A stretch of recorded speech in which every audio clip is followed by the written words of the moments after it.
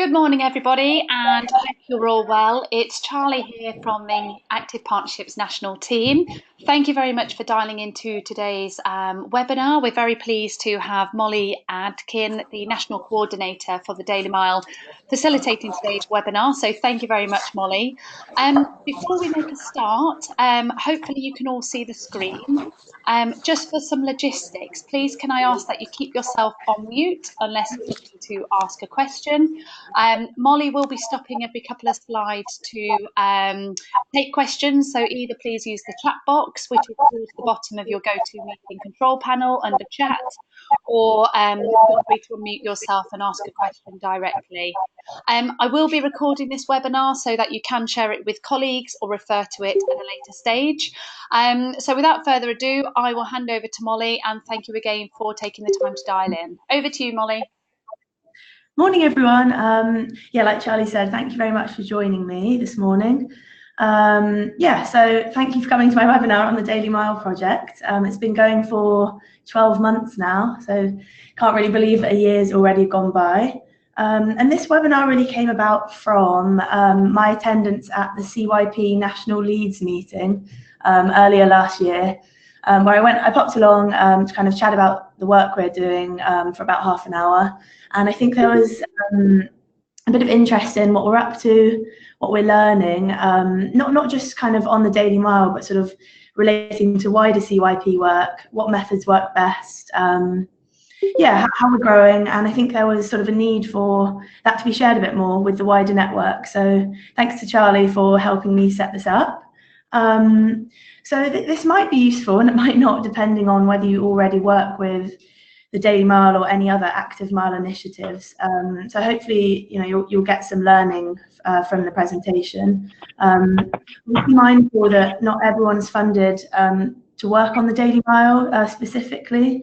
But just wanted to really let sort of all the active partnerships know what's happening in the space, because mindful that not everyone's been involved up until now, and to sort of share what's working well, because we're learning some really good things. The local coordinators are doing some really good stuff, especially with engaging and building relationships with schools.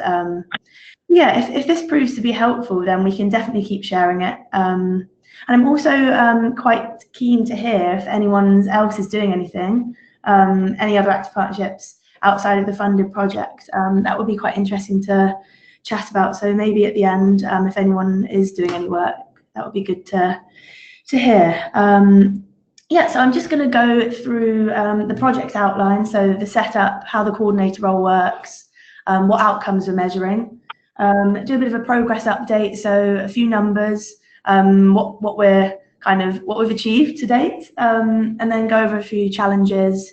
Inevitably, there are some challenges, and also some learnings. So yes.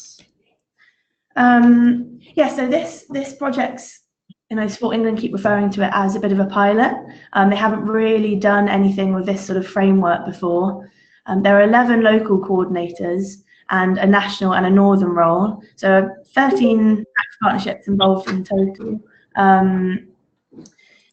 So the local coordinators are obviously working in the active partnership level, and my role as a national coordinator is to support that work they're doing locally, but also be the link between Sport England and the Daily Mile Foundation, but also to kind of connect all 11 locales together to kind of facilitate sharing and learning between all of the areas.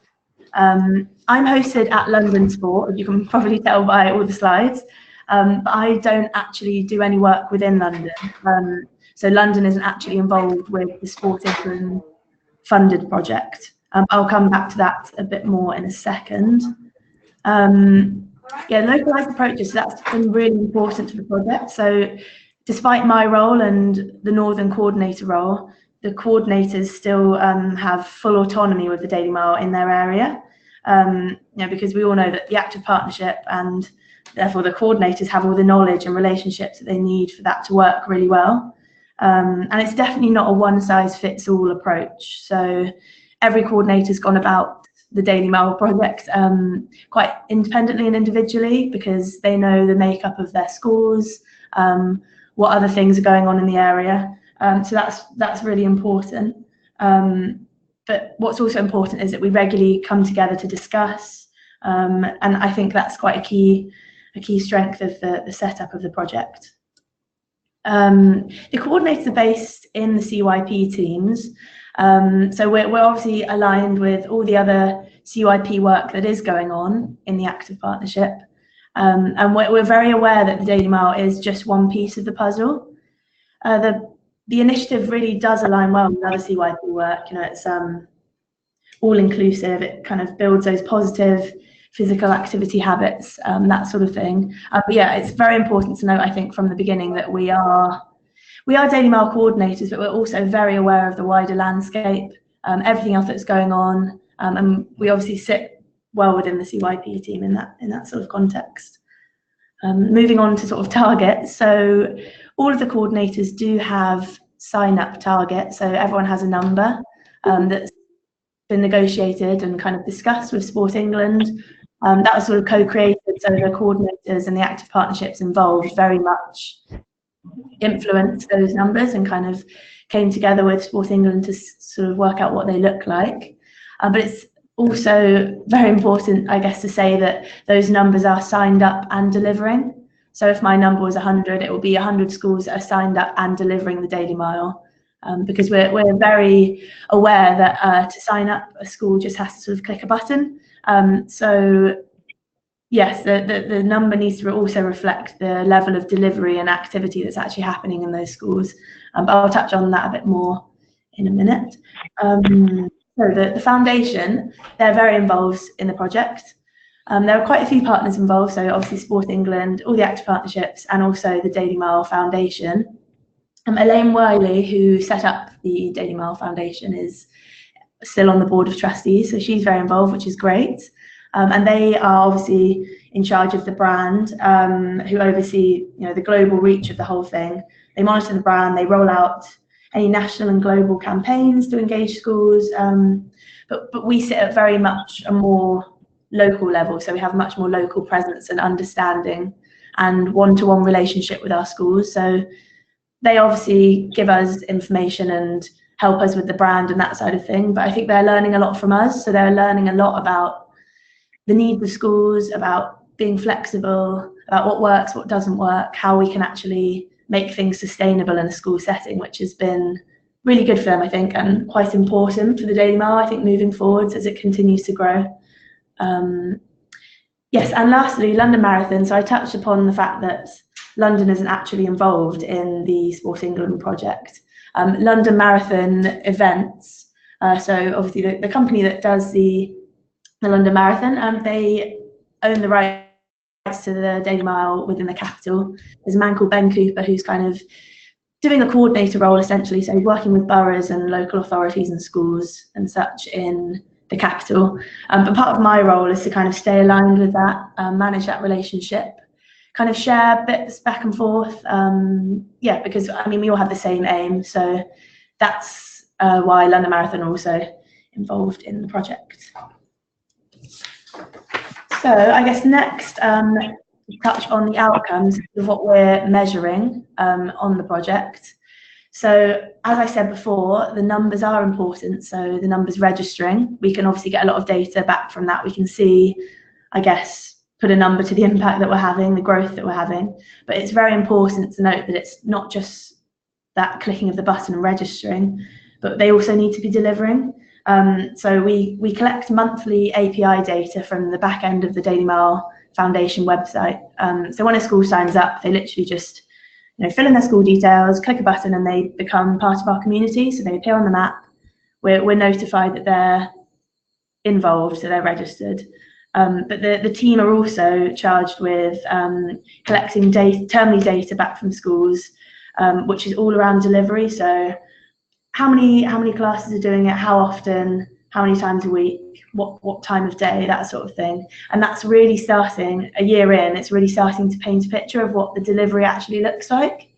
After the next submission, we should be able to see that a bit more clearly, because Sport England put together some charts and things like that, really hopefully give us sort of makeup of schools in an active partnership area that's doing the Daily Mile. So whether they're not interested, whether they're active every day, whether they're only active a couple of days. So that should be really interesting to see. So the numbers side of it, the delivery and the registration, that's what the coordinators look after. The project itself, so the coordinator role, Sport England will be evaluating the impact that a coordinator has in getting more schools signing up and delivering. They said it's always been a pilot project sort of set up. They're really keen to kind of test and kind of interview about what the coordinator role actually looks like, but that's still kind of in the pipeline as to what that really looks like. And then lastly, there's a chunk around the wider impact. So that's all sort of active lives data that's going to be done and analysed. So all around the impact of the attitudes and behaviours side. So what effect does the Daily Mile have on a child's thoughts and feelings towards physical activity, and potential impact outside of school on activity levels, mental well-being, individual development, that sort of thing. I think it's important to note that we're not evaluating the Daily Mile as an initiative. Sport England sort of said from the off that that's not really their place to do that. That's kind of at the foundation, and there's research going on all the time about the initiative itself. They're more interested in the project setup, the role of the coordinator, the ways in which we can get schools to be active every day sustainably, and what we kind of learn from that. I don't know if anyone has any questions at the moment on any of that we've just gone over so far. No? No, cool. We're okay to push on. Thank you. Carry on. So a bit of a progress update on that. So across the 11 areas that have a local coordinator, there are 5,848 total schools. And when we came into post, when the project first really kicked off in January last year, so taking the data from December 2018, there were 1,168 schools already doing. So in 12 months since then, we've almost doubled that. So there's 1,048 schools signed up in the last 12 months, which is brilliant. So we've got well over 2,000 schools now doing the Daily Mile in across the 11 areas. You can kind of see the trajectory of the growth there over the year, which is really positive. But obviously, going back to, it's not just about sign-ups, it is about the delivery, and the outcomes do reflect that. There are trends, so, with the school year, with the holidays, peaks and troughs, you can see that sign-ups tail off a little bit in August. I know December was also a bit trickier because of the holidays, Christmas time. We're learning lots about the school calendar, the terms, so the weather, how that really affects a school's keenness to embrace something new. And it is challenging to kind of engage with schools at certain times of the year, especially in the winter, as the Daily Mile is a outdoor initiative.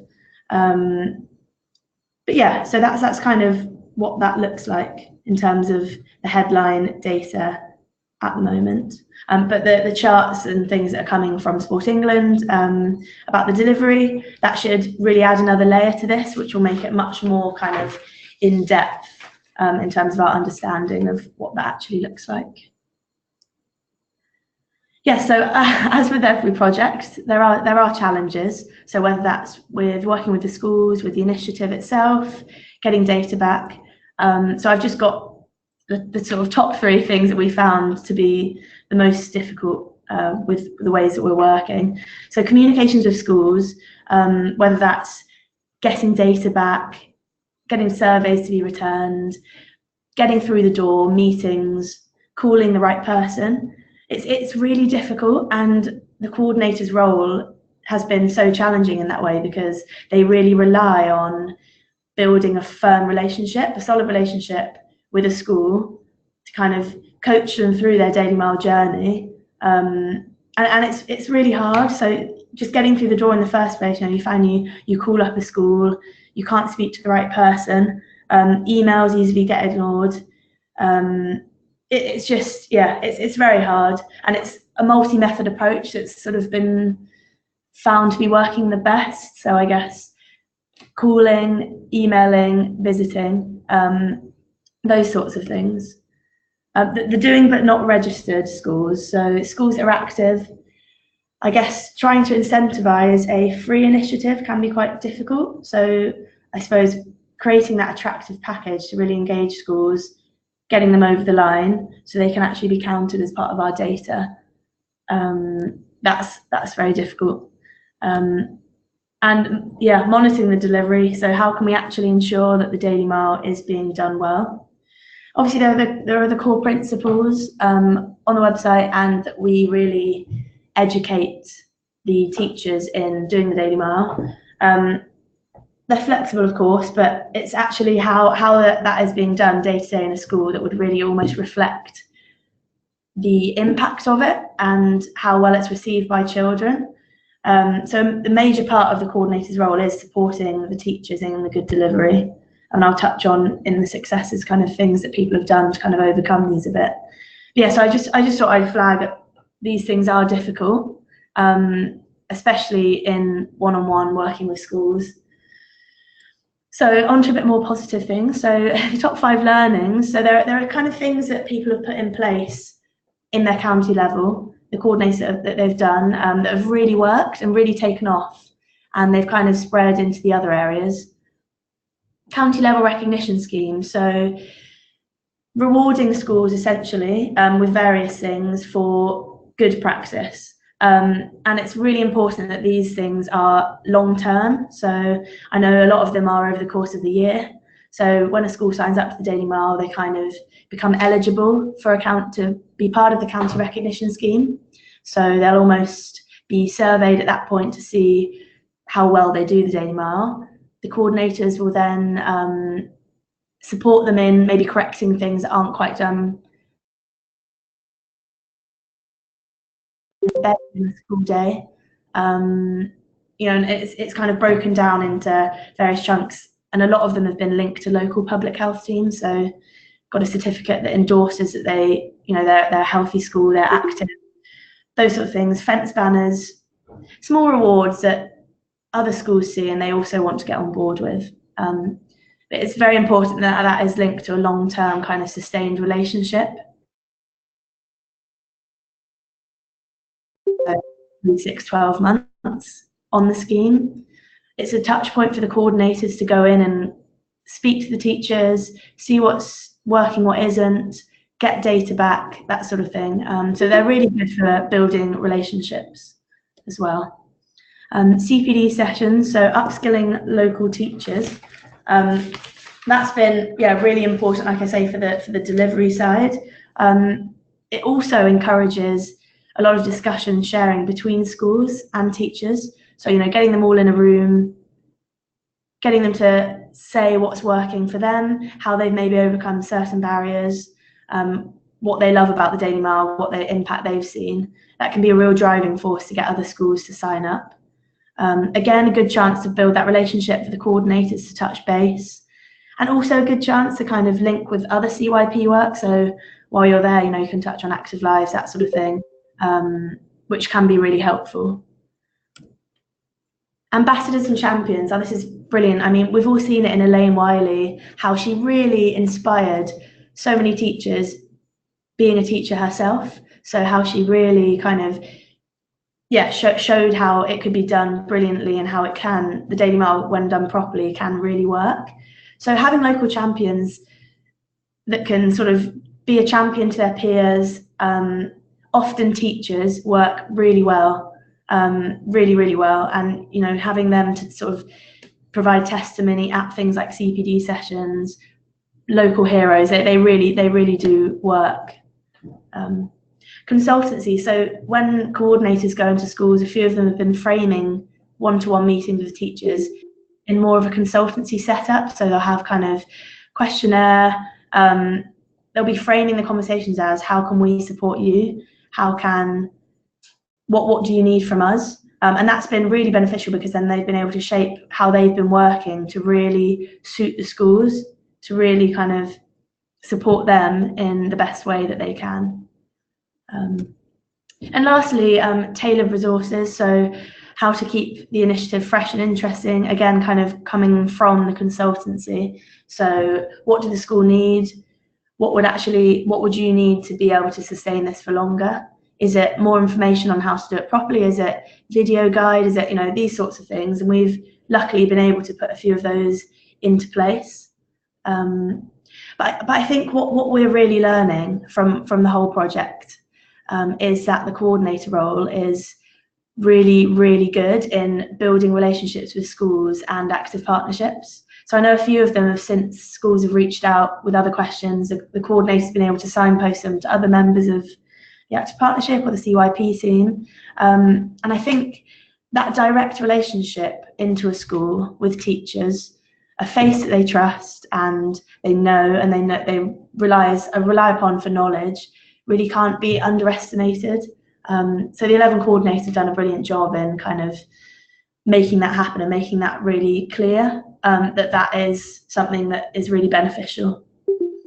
I mean, a caveat to a few of the things that I've mentioned is probably that things, so, recognition schemes, so rewarding schools, don't always equate to sustainability. So, we're aware that if potentially the scheme's gone, will the schools still continue to do it? So again, I guess that's where the coordinator comes in, and the longevity of the scheme, to kind of ensure that it's really embedded and schools see the benefits of the Daily Mile and of adhering to the principles and doing it well, with the coordinator's support. Yeah, so I suppose we see the Daily Mile, and we see, having the coordinators going into schools, speaking to teachers, getting to know the children, seeing them do the Daily Mile. We really do see the benefits that not necessarily the Daily Mile, but being active every day has on a school, the whole school. So from the parents through to the teachers, through to the kids. And I think when people don't maybe support the Daily Mile, it's normally because they maybe have the wrong idea of what it actually is. It's really just like a free, simple, quick initiative that can be really easily adapted and embedded into a school. And we've really seen that over the last 12 months. But we do know that one initiative isn't perfect. If it was, every school in England would be doing the Daily Mile. But it is all inclusive, it's accessible to all children, there's no expensive kit required. And I think when we've seen it done properly, when we've seen it done correctly and embraced, the Daily Mile is so fun and relaxed and engaging and just beneficial to all-round well-being to a school, that it's been amazing to see the progress over the 12 months. There are of course similarities between the Daily Mile and other active mile initiatives, and ultimately a school chooses what's right to them. But our work is really about encouraging schools to be active every day and supporting schools to do that in the way that's right for them, essentially. And the Daily Mile has been brilliant to see. So yeah, I think that is all my slides. I don't know if people have questions. I'll kickstart with one if that's okay, Molly. That's been really helpful, thank you. So obviously through our wider roles as active partnerships around active lives, for the Daily Mile, who do you find is the best contact within the school to initiate this discussion? And when do you find that initial discussion actually takes traction? Because with our wider CYP work, it tends to be only when the head teacher is involved or senior leaders. Is that the same for the Daily Mile? Not always. So the PE leads obviously are very involved. I think a lot of the coordinators touch base with them through, PE lead meetings, conferences, that sort of thing. Are involved, but also I guess it's worth mentioning SGOs have been really helpful and work quite closely with a lot of the coordinators in pointing out who the right person or the best person is in the school. But I'll be honest, most part it's just a lot of digging on the coordinator's part to find the right person. It can be quite tricky, yes. Okay, and is that going in with a wider discussion around what that individual can do for that school, or is it mainly a focused discussion around the Daily Mile? So it will start off 9 times out of 10 with the Daily Mile, because, you know, we're the Daily Mile coordinators. That's almost the hook to get into the school. Okay. You know, we've got this initiative, XYZ, we've got these resources we can give you, we'll come in and support you. But while they're almost having that conversation with the school initially, things will often pop up. And the coordinators are great at kind of saying, oh, have you thought about this? Have you thought about that? Are you, you know, have you actors' lives? Let me, you know, point you to who would be good to help for that sort of thing. The Daily Mile is normally the primary reason for going into the school.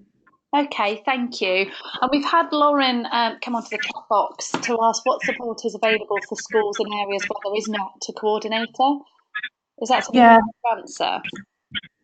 Sorry, what was that, Charlie? What was the last bit? It was where there's not a coordinator. What support is available to schools? Yeah, so I mean, there's obviously the Daily Mail Foundation, and they have all the resources on the website. And we're kind of working with Sport England what that might look like, obviously moving forward, because all of the things that the coordinators are doing, the amazing things that we're seeing, can be shared and should really be shared with the sort of active partnership network.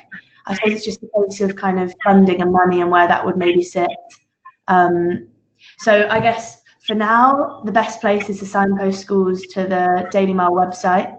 There are some really great free resources on there they can use, and the foundation do support schools still in those other areas. But yeah, sorry, I can't be too much more helpful with that. No, I think that's fair enough. In terms of, you know, that there are resources, and before we had the 11 coordinators and yourself, we know a few active partnerships were heavily signing to the Daily Mail Foundation website. So I think we just need to be realistic where this resource is going and try and share the learning across. We've had another question as well from Susie. Can you share the list of schools by county of who have a Daily Mail track or who are engaged in the Daily Mail? Sorry, can you say that again? My sound just, sorry. Yeah, there's a lot of echo. I'm just going to get my headphones and see if that helps. Yes, please. Thank you.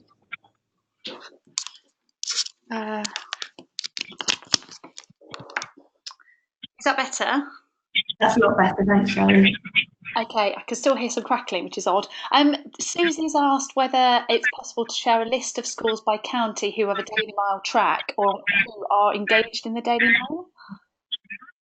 So the foundation do have county level data, so they'll be able to show you a list of all the school names that have signed up for Daily Mail. If you email them, or if you just let me know and I can find out for you, so I'll be able to let you know that, yes. But in terms of Daily Mail track, the Daily Mail tracks aren't really something we endorse or that you need for the Daily Mail. I'm not sure that there's really any data on that, but there's definitely sign up stuff. So if you let me know, I can find out for you which schools in your county are registered. Yeah. Okay. Is it okay if I share your email address on the chat box, Molly? Yes, of course, that'd be great. Yeah. Okay. We've had a question from Nick in Sussex. You mentioned you monitor whether schools are continuing to deliver it after registering. Please, could you give more information on this? We've had many schools who have registered and started the Daily Mile, but it has now fallen away. Can you provide any learning about what the coordinators have done to combat this and help sustain delivery? Yeah, so, well, let me just go back to. So, part of the coordinator's role is obviously an understanding the delivery of the Daily Mile. So, once a school registers, 3 months, 6 months, and 12 months after that, they collect data from the school. So, they send out either a survey or they keep them directly, whichever they find works best. And that asks things such as how many kids do Daily Mile, how many classes, how often, what time. And gradually, after a year since we started collecting this data, we're just sort of getting that back. And like you probably expect, and like Nick sort of alluded to, there is sort of a drop off around sort of the 6-8 month point. But I'll be honest, it's very hard to say at the moment because Sport England have just kind of configured a spreadsheet that will pull all this together for us into kind of really easy to read charts that will kind of show us what that delivery looks like at the different month points, so 3, 6, 12. 6 months from now, I think we'll be able to get a really, really clear picture of what that does look like. But I mean, data aside, so like Nick said, it's kind of clear that schools do that, so things are needed to kind of combat it. So things that I mentioned, such as the recognition scheme, so that's sustained over the course of a year. So that means that we're working with the schools, regular touch points with them. They're kind of working towards a goal almost, and it does keep them delivering. It keeps them kind of sustaining that. Running regular campaigns, so I know the winter months, especially the Daily Mail being an outdoor initiative primarily, we do see a drop off. So doing things like Laps to Lapland, Red January, creating kind of exciting comms sort of campaigns that schools can get involved with. That are, to be honest, very light touch once they're up and running. That just kind of re-engage the schools, and often we've seen that if say a handful of schools in an area get on board with a particular campaign or an event, a lot of the other schools will also want to be involved. So it's kind of using that snowball effect as well, if you like. Yeah, in terms of data of the drop-off, we're due to kind of see that a lot more clearly over the next few months. Sorry if that's, I think I answered your question. Hopefully that was helpful. Hi Molly, it's Gary from London Sport here. Hi Gary. Thank you very much for the presentation. Very, very interesting. Question from me, which may be of interest to some of our other people on the call today, was when you were talking about the impact that the coordinators were having on sort of building a relationship with the school and looking beyond the Daily Mile. I just wondered whether there is any way, if you could share with us, you may not know this by the way, how this is going to be captured, because I'm thinking that from a Sport England perspective, it would be great if we can see the positive impact that a coordinator can have, not just in land in the Daily Mile, but more looking at sort of an asset-based approach, looking at what the school's strengths are, what their challenges are, and how we as active partnerships can help them. That's a very long-winded. The question really is, how are we capturing that, I suppose? Yeah. I mean, well, let me go back to this. No, it's a very good question, because that's almost, I find that really interesting, and I think what's clear to me is that is really valuable to the project setup and to what we're doing. So the middle section, so the project, the coordinator role impact, Sport England are doing some they're starting some evaluation on that at the moment. There's not really much I can say about it. I guess it's very much in the early stages, but I think what it will involve is kind of interviews and qualitative kind of story gathering around the role of the coordinator and schools and what the benefits have been of that relationship. So yeah, you're right, Gary, that there will be data and learnings being captured from that, because yeah, that's Sport England appreciate that's really interesting and really important, and could be valuable to a lot wider CYP work. Yeah, that's excellent. Thanks, Molly. Molly, we've had a couple of other questions on the chat box as well. We've had Dan from Somerset, who said they've had some fantastic success with delivering the Daily Mile in early year settings, and often find it's easier to get them involved compared to schools. They've created some case studies about certain settings, which have been really helpful to get new settings involved. So I'm not sure whether other coordinators are working in this area, or whether you'd be interested in picking up some of that learning from Dan in Somerset, if you're not already aware of it. I mean, it'd be great to have a chat about that, because that sounds really interesting.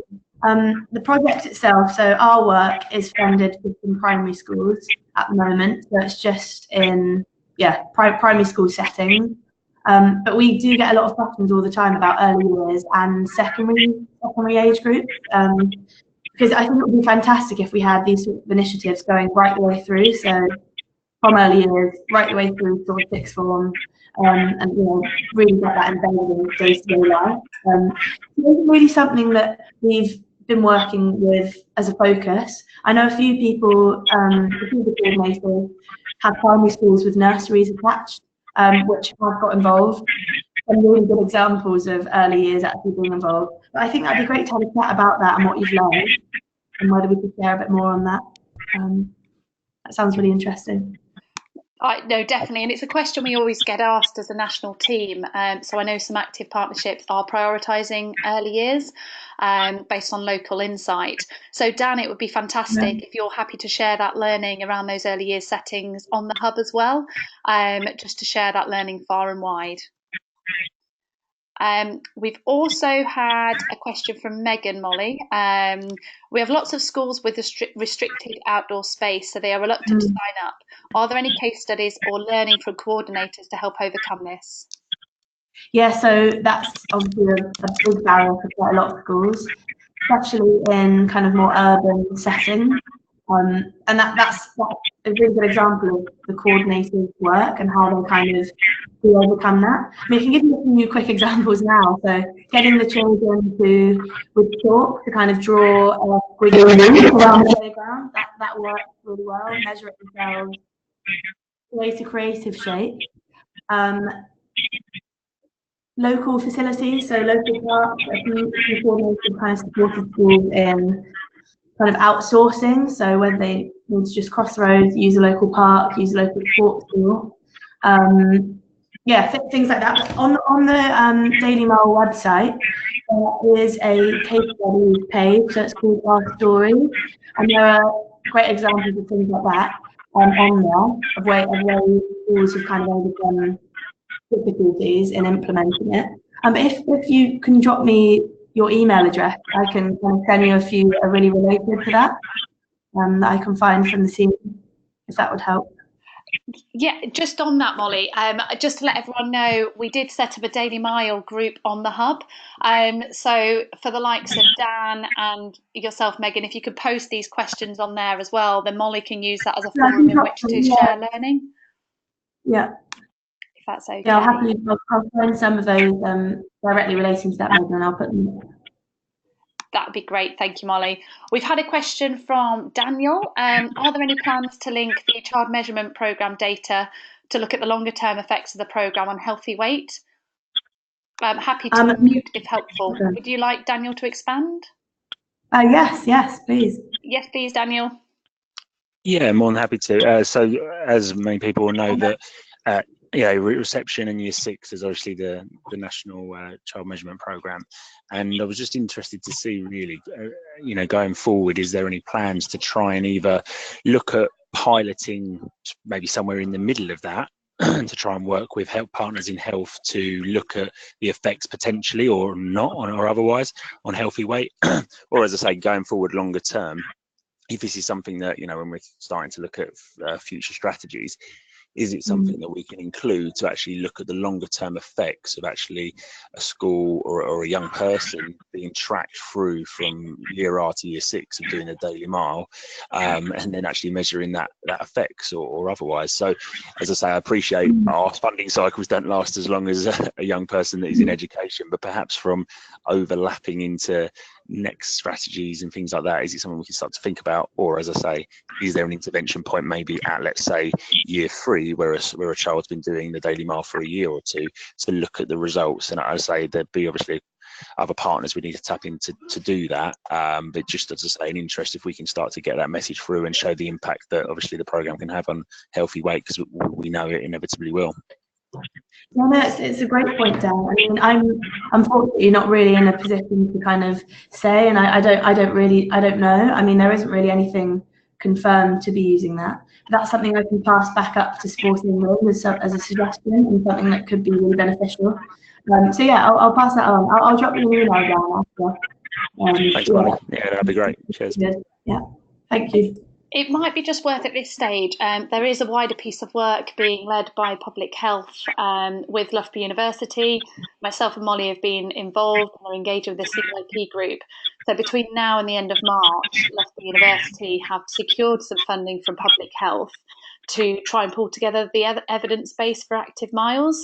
So they're still working out the scope on whether they're focusing just on the Daily Mile or they're having a much wider scope around things like the Daily Boost in Leicestershire and Rutland Sport, Kids Marathon version, etc. So We will keep you posted, but just to let you know, the network are very much involved in supporting that evidence base and speaking to the right partnerships. But we do recognise as a sector that we need to be better at connecting the whole school benefits, so around attainment, concentration levels, etc., by being more active in the day. So the active mile is a great way of doing that. So we're hoping around Easter time we'll be able to share some details on what that looks like. But the aspiration is that Public Health will release a school implementation guide with some evidence base for the sector and for schools themselves. So some of that might get picked up, Daniel. That's great. Thank you, Charlie. Cheers. Okay. Any other questions for Molly at all, or myself? Hi there, my name's Alex. I'm just working with Northumberland, and I just had a question about the kind of practicalities about how you get schools to kind of record the delivery of what they're doing. If there's anything you found that works really well from a school point of view, or that doesn't, or. So in terms of recording the delivery, could you expand a little bit on what you mean by that? Sorry. Yeah, just how, if you get schools to like record themselves, how often they're doing it, if they're doing it every day or if it's every few days, if it's every class or just a couple. So kind of, if you've come across anything that's kind of useful in schools to do that. Yeah, so we don't kind of gather the data live. So it's not, I know a few initiatives and a few active miles, in fact, actually collect the data as and when. So they kind of record every day. Right. With this project, it's more at the 3 to 12 months, our coordinator reaches out to the school, either with kind of like a survey, or they go in and kind of fill in the data themselves. And it's quite quick. They just ask the schools, in a week, how many classes take part, how many days a week, that sort of thing. Right. So it's not really collecting it live in the same way, I don't think. Molly, okay. It's Lizzie. Hello, hi. Hello, I thought I'd join you all. Sorry guys, I'm the Active Gloucestershire coordinator. Just a quick idea for that question is schools have quite creative ways of monitoring what they do in terms of if they use Unifix cubes to measure how many laps that they're doing, they can get classes to record that. And some do class challenges, so they have a winner each week of who's sort of collected the most cubes. Or we've seen some great examples, haven't we, Molly, of displays that have been used, like the Nile, the River Nile, and things like that, where they move the boats of each class along to show the progress of each class. And I think what's more important really is around showing the impact using tools like that, because it can be recorded in sports premium reports around how much impact it's having on the children's fitness. So even if it's using Unifix cubes to measure the laps that they're doing once every half term, so it doesn't impact and create too much work for schools, it's just showing how that fitness is improved from one half term to the next. Sorry if that, hopefully that helps. That sounds Yeah, it was good, thanks. So sorry, the line broke up there just a second. How often do you see the local coordinators work with the schools? Is it every 6 months or every 12? The coordinators work with them as often as they need to in kind of day-to-day. All right, okay. But in terms of touch points of Sport England data, so in kind of monitoring, it's 3, 6 and 12 months after they've signed up. Right. Yeah, hopefully me and Lizzie covered all bases there. I think I might have been talking about a slightly different thing. Hopefully that's answered your question. Yeah, it did, thanks. Great. Molly, we've had another question from Dan, and he was mentioning about the Golden Mile and the difference between the two. So in his locality, a lot of the schools seem to be engaged in the Golden Mile, and he thinks the reason for this is because it's really easy to monitor the data through the website, and it's more rewarding for children. He was previously involved in the Golden Mile in a previous job. I'm just interested to understand your interpretation of it and the differences between the two, and whether you're finding the same, whether there's an increasing trend of schools opting for the Golden Mile, or do you feel they're about the same? I've talked with schools that do both, so schools that are Daily Mile schools through and through, schools that absolutely love the Golden Mile. schools that do kind of marathon kids. There are a whole multitude of like different active mile programs. Some schools love the data collecting and the rewards and things you get with a program like the Golden Mile. And sometimes, to be honest, because they have to buy into those sorts of other active miles, there's sometimes more of a reason to be committed to it, I suppose, because you have to kind of pay to be involved. A huge benefit of the Daily Mile, I think, is that there is no data gathering required. It's so easy for a school to you literally open the door and out they go for 15 minutes of activity. So there are, I guess, differences, whether I have kind of thoughts on which is better. I mean, the Daily Mile is all inclusive and it's free, and I think that's really why why Sport England kind of went down the Daily Mile route. Yeah, I think schools choose whichever is best for them, and if they're getting active, who are we to really say that they're doing the wrong thing? So yeah, I think they all certainly have their benefits. It really just depends what the school wants from it, really. Okay, thank you very much, Molly. That was useful to know.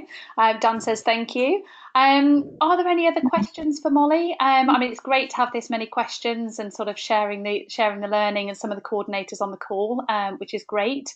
So thank you, Lizzie. If there are any other questions and they go on the hub, I can obviously share them with the team, and then we can kind of get back to you, because the local coordinators do have that, like Lizzie, have really good kind of on the ground good examples for very specific things if you guys had any specific questions, so that could be good. That's perfect. Thank you, Molly.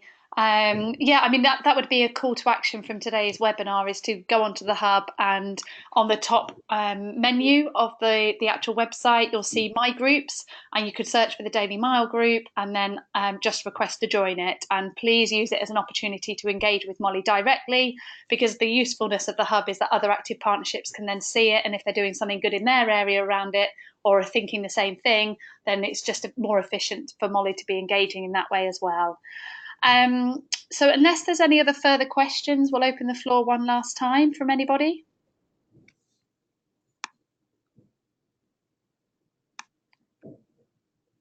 Okay, I think that shows what a great job you've done, Molly. Thank you so much for the time you put into the presentation. And feedback, honestly, in what would be maybe more useful, or what kind of things you want to know more about, let me know, and I'm happy to share more on those things. It's quite hard to tell sometimes what kind of things people want to hear, so yeah, let me know, give me some feedback, and then I can try and share a bit more.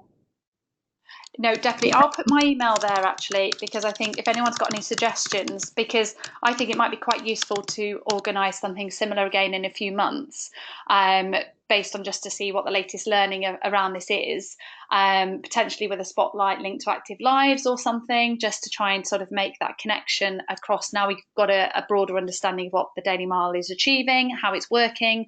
We can maybe put different themes to it. So please do share your thoughts on what else you'd like to hear, and how we can improve this for you. I'll look to sign off there. I will put a link to this recording on the Daily Mile group on our Active Partnership Hub later today. So please download it, make colleagues aware it's there. And thank you again to Molly and to the coordinators who have signed in. And thank you all to signing in today, and have a good rest of the day. Thank you, everyone. Thank you. Thanks. Bye. Bye-bye.